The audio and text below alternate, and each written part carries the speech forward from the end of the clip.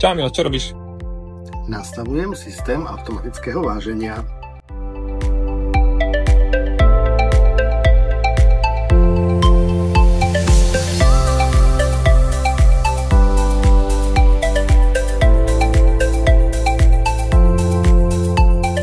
Keď robíme váženie cez kartu, tak priložíme kartu na čítačku, pričom sa načíta vozidlo, partner, materiál, parcela, druh pohybu a zákazník ešte tu má aj možnosť zadať vlhkosť.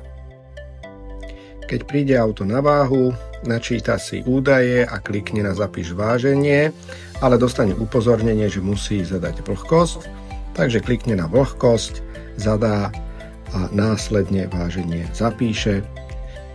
Systém sa opýta, či chceme tlačiť vážny lístok. Ak chceme, zvolíme áno. Vytlačí sa vážny lístok. Na lístku sú základné informácie ako číslo váženia, vozidlo, partner, materiál a hmotnosti. Keď chceme vytlačiť ďalší lístok, môžeme znova zvoliť možnosť áno a vytlačí sa kópia lístku. Keď sme skončili, zvolíme možnosť nie. Terminál ukazuje, že vozidlo je odvážené, môžeme opustiť váhu, vozidlo môže odísť.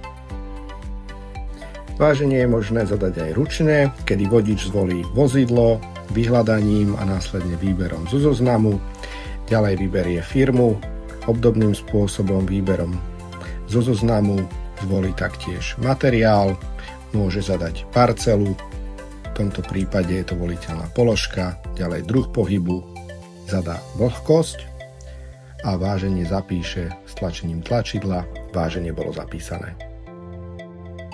Váženia z automatického vážiaceho systému sa zapisujú do programu Váženie, kde sa vedie kompletná evidencia vážení. Ďalej je tu možné vytvárať rôzne prehľady, exportovať váženia do Excelu, prípadne iných systémov. Dnes sme vám predstavili systém automatického váženia pre mostové váhy. Ako ste mohli vidieť, systém je možné používať rôznymi spôsobmi, buď použitím karty vodiča, alebo vodič si tieto záznamy vie zvoliť aj sám vybratím na obrazovke.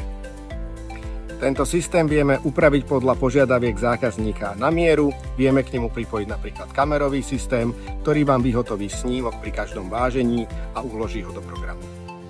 Okrem toho vieme napríklad nastaviť aj automatizovaný report vážení z predchádzajúceho dňa či týždňa, ktorý vám môže prísť na rôzne e-mailové adresy.